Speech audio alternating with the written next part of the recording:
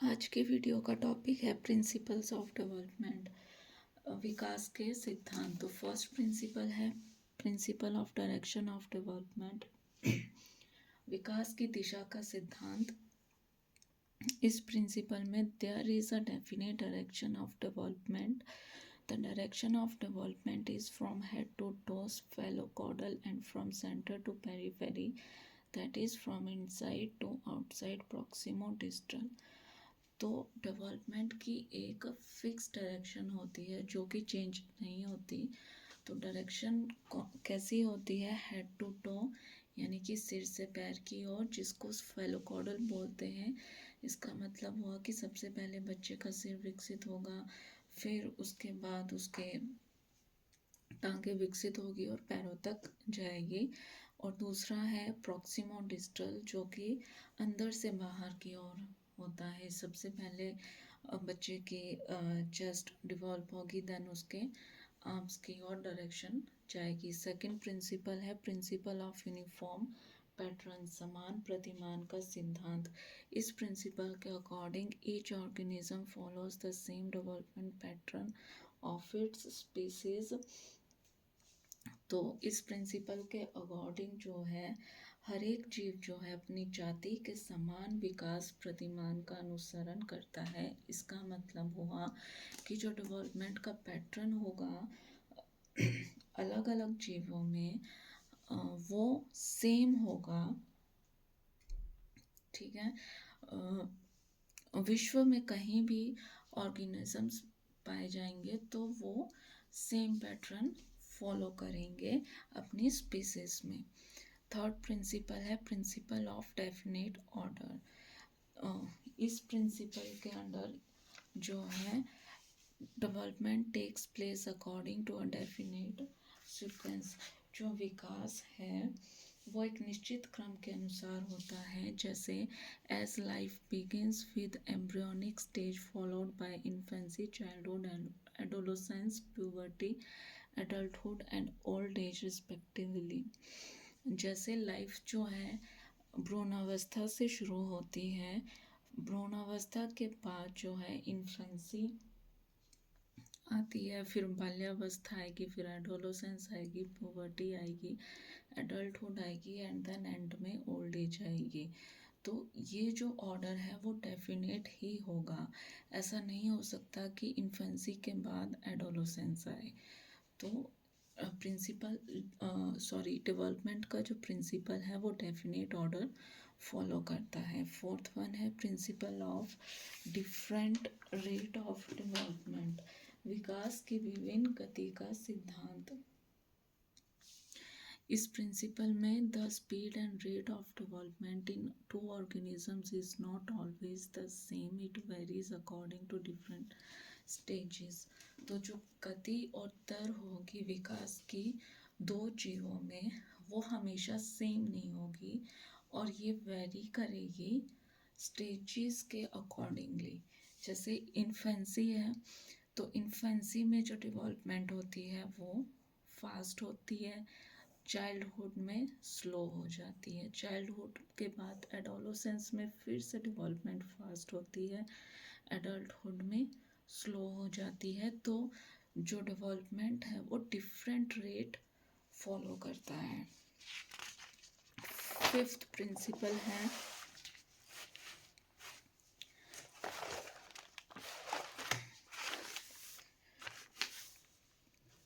Principle of continuity, यानी कि निरंतरता का सिद्धांत। इस प्रिंसिपल के according development starts from the prenatal stage. जो विकास प्रक्रिया है वो जो है भ्रूणावस्था से शुरू हो जाती है एंड कंटिन्यूज टिल डेथ, और कहाँ तक चलती है? मृत्यु तक। The speed of development can be slow and sometimes high, but development never stops. तो जो विकास है वो कई बार तेज़ी से होगा, कई बार धीमी गति से होगा, पर डेवलपमेंट कभी भी रुकता नहीं है टिल डेथ तक। जब तक पर्सन की डेथ नहीं होती है तब तक जो है डेवलपमेंट वो कंटिन्यू ही रहता है। सिक्स प्रिंसिपल है principle of general to specific, यानी कि सामान्य से विशिष्टता का सिद्धांत। तो जो डेवलपमेंट है वो प्रोसीड करता है from general to specific behaviour. बच्चा सबसे पहले जर्नल रिएक्शंस दिखाता है, उसके बाद वो स्पेसिफिक बिहेवियर जो है शो करता है। जैसे इन्फेंट का रोना जो है वो किससे रिलेट करता है कि उसको भूख लगी हुई है, तब छोटे बच्चे रोते हैं, तो ये जर्नल बिहेवियर है। जैसे बच्चा बड़ा हो जाता है, टोडलर्स जब क्राई करते हैं तो उनकी रोने का मतलब क्या होता है, एक स्पेसिफिक पर्पस होता है जो कि स्पेसिफिक बिहेवियर को शो करता है। तो प्रिंसिपल डेवलपमेंट जो है जर्नल टू स्पेसिफिक होता है। सेवंथ प्रिंसिपल है प्रिंसिपल ऑफ इंडिविजुअल डिफरेंसेस। तो इस प्रिंसिपल के according the development follows individual differences. The capacities and abilities of individuals are totally dependent on individual differences. जैसे आपको पता है कि कोई भी दो पर्सन एक जैसे नहीं होते, उन दोनों की पर्सनैलिटी एक जैसी नहीं होती है, सब में अलग अलग एबिलिटीज़ होती हैं। वो किस वजह से होती हैं, उनमें इंडिविजुअल डिफरेंसेस होने की वजह से जो है उनकी एबिलिटीज़ अलग अलग होती हैं। तो विकास जो है वो इंडिविजुअल डिफरेंसेस को फॉलो करता है। एट्थ प्रिंसिपल हम देखेंगे, जैसे आप फ्लो चार्ट में भी देख सकते हैं इंडिविजुअल डिफरेंसेस किस किस में आ सकते हैं। जैसे हर एक पर्सन की इमोशनल इंटेलिजेंस अलग होगी, उनमें टेम्परामेंट अलग होगा, कोई जल्दी गुस्सा करने वाला होगा, कोई जल्दी ना गुस्सा करने वाला होगा। फिज़िकल हेल्थ में वेरिएशन देख सकते हैं, कईयों की हाइट छोटी होती है या फिर किसी को कोई फिज़िकल प्रॉब्लम होती है, किसी को जो है किसी का बॉडी फिज़िकली फिट होता है। मेंटल हेल्थ में भी आप देख सकते हैं, कुछ पर्सन नॉर्मल होते हैं, कुछ एबनॉर्मल जो उनमें डिसऑर्डर भी पाया जाता है। लास्ट कॉग्निटिव एबिलिटी भी अलग अलग होती है, कुछ बच्चे इंटेलिजेंट होते हैं, कुछ बच्चों को स्लो लर्नर्स होते हैं, कुछ गिफ्टेड चिल्ड्रन होते हैं। ये सब आप आगे इंटेलिजेंस में पढ़ोगे। एट्थ प्रिंसिपल है principle of heredity and environment, यानी वंशानुक्रम एवं वातावरण का सिद्धांत। The development of any individual is the result of interaction of heredity and environment. Both of this plays an important role in the development of any person. किसी भी व्यक्ति का विकास जो है वो वंशानुक्रम एवं वातावरण की अंतःक्रिया का रिजल्ट होता है। यानी कि जो बच्चे में लर्निंग होती है वो कैसी होती है, उसमें मैच्योरेशन और एनवायरनमेंट के इंटरेक्शन के थ्रू जो है बच्चा लर्निंग करता है। तो हेरिडिटी और एनवायरनमेंट दोनों बहुत ही ज़्यादा इम्पोर्टेंट रोल प्ले करते हैं किसी भी पर्सन की डेवलपमेंट के प्रोसेस में। नेक्स्ट प्रिंसिपल है principle of integration, principle of whole to part भी बोलते हैं इस प्रिंसिपल को। तो प्रिंसिपल ऑफ इंटीग्रेशन जैसे कि आप नाम से समझ सकते हो, इंटीग्रेशन यानी कि इंटीग्रेट करना क्या होता है कि जोड़ना। इंटीग्रेट करने का मतलब होता है कि अलग अलग नॉलेज को, मतलब अलग अलग नॉलेज को आप जोड़ोगे, अलग अलग चीज़ों को जोड़ना। तो इस प्रिंसिपल में children integrate knowledge, the integrate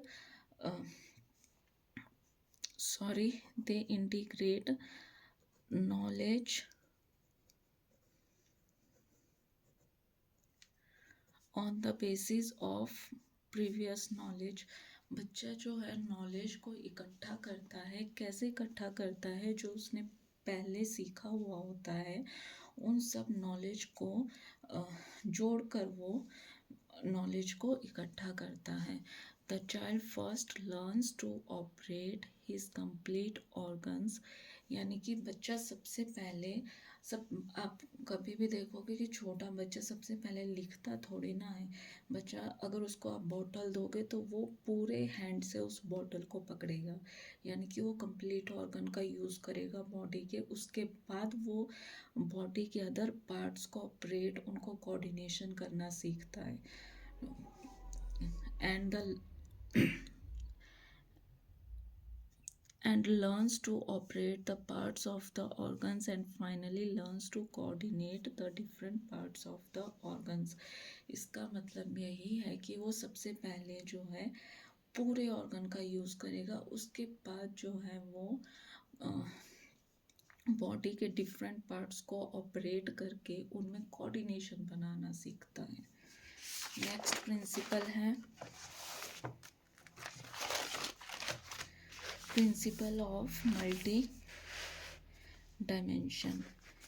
इस प्रिंसिपल के according development is multi dimensional, includes cognitive, social, emotional, physical, language and moral development. जो डेवलपमेंट है वो ना लीनियर डायरेक्शन में होती है ना वर्टिकल डायरेक्शन में होती है। डेवलपमेंट जो है मल्टी डायमेंशनल होती है, जिसमें कि कॉग्निटिव डेवलपमेंट भी आती है, सोशल डेवलपमेंट भी आती है बच्चे की, इमोशनल भी आती है, फिजिकल, लैंग्वेज, मॉरल, ये सभी डेवलपमेंट आती है, तभी बच्चे की ऑल ओवर डेवलपमेंट पॉसिबल होती है। 11th प्रिंसिपल है principle of spiral development motion. तो इस प्रिंसिपल के according development is not linear. Development ना तो लीनियर है ना वर्टिकल है, but circular spiral, that is circular है डेवलपमेंट या फिर स्पाइरल है। जिसका क्या मतलब हुआ, if the height of the child increases then its breadth will also increase, that is development takes place in all direction। जैसे जैसे बच्चे की हाइट बढ़ती जाएगी तो हाइट बढ़ने के साथ साथ उसकी चौड़ाई भी बढ़ती जाती है। उसका मतलब अगर हाइट बढ़ रही है तो इसका ये मतलब नहीं होता कि सिर्फ उसकी सिर्फ हाइट बढ़ेगी। हाइट बढ़ने के साथ साथ उसकी चौड़ाई भी बढ़ेगी। इसका ये मतलब हुआ कि जो डेवलपमेंट है वो सभी डायरेक्शन में होता है।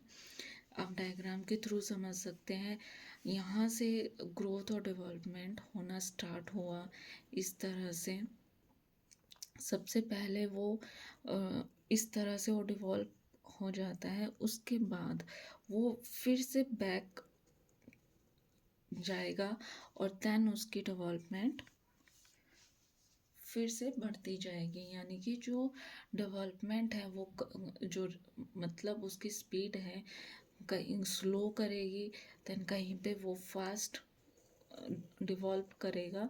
तो इस तरीके से जो डेवलपमेंट है वो स्पाइरल होती है, ना कि लीनियर होती है।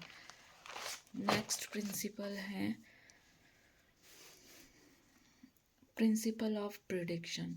यानी कि इस प्रिंसिपल में क्या है, we can predict something regarding the mental, social or emotional development of the persons by studying the rate of their development in previous years। इस प्रिंसिपल के अकॉर्डिंग हम बच्चे के डेवलपमेंट के बारे में जो है अनुमान लगा सकते हैं। कैसे, उसके पिछले सालों में उसमें मेंटल ग्रोथ कितनी हुई है, सोशल ग्रोथ कितनी हुई है, इमोशनल ग्रोथ कितनी हुई है, उन सब चीज़ों को एनालाइज करके जो है हम फ्यूचर में होने वाले डेवलपमेंट के हम प्रिडिक्शन कर सकते हैं इस प्रिंसिपल के अकॉर्डिंग। लास्ट प्रिंसिपल है प्रिंसिपल ऑफ क्यूमुलेशन एंड रिकैप्चुलेशन। जैसे आप जानते हो क्यूमुलेशन का मतलब होता है सम टोटल करना, यानी कि it is the sum total number of events and experiences of a child and is not based on a single event और चेंज। जो क्यूमुलेशन है, क्यूमुलेशन का जो प्रिंसिपल है, इस प्रिंसिपल में जो बच्चे की डेवलपमेंट है वो सम टोटल है, किसका जो भी उसकी लाइफ में उसने एक्सपीरियंस गेन करा है, जो भी उसकी लाइफ में इवेंट्स हुए हैं, उन सब का सम टोटल है, ना कि सिर्फ एक सिंगल इवेंट का। रिकैप्चुलेशन का क्या मतलब है? Development is called recapitulatory because the characteristics of one stage can be established in other. Recapitulation इसलिए बोला गया है कि जो विकास की प्रक्रिया है, उस प्रक्रिया में जो है किसी भी स्टेज में जो भी करेक्टरिस्टिक्स हैं, वो ज़रूरी नहीं है सिर्फ उसी स्टेज में शो हो। तो कई पर्सन्स में क्या होता है कि जैसे आपने एरिक्सन की थ्योरी भी पढ़ी होगी, तो उसमें आपने देखा होगा कि एक फिक्सेशन जो है नेक्स्ट स्टेज को ट्रांसफ़र हो जाती है। तो इसका यही मतलब है कि ज़रूरी नहीं है कि एक स्टेज में जो चेंजेस होने हैं, जैसे कि इन्फेंसी में जो चेंजेस होने हैं वो उसी स्टेज में हो जाएंगे। कई पर्सन्स में क्या होता है कि जो इन्फेंसी के चेंजेस हैं, जैसे वो बड़े होते हैं, अडल्टहुड में पहुंच जाते हैं। आपने देखा होगा कई बच्चे जैसे अडल्टहुड में पहुंच जाते हैं तो वो कुछ बच्चों जैसी हरकतें करते हैं। तो ये रिकैप्चुलेशन के प्रिंसिपल के अकॉर्डिंग है कि कुछ चेंजेस जो किसी पर्टिकुलर स्टेज में होने चाहिए वो किसी और स्टेज में शो होते हैं। तो आई होप आपको ये वीडियो पसंद आई होगी और ग्रोथ और डेवलपमेंट के प्रिंसिपल्स भी आपको अच्छे से समझ आए होंगे। चैनल को please like share and subscribe करें। Thank you.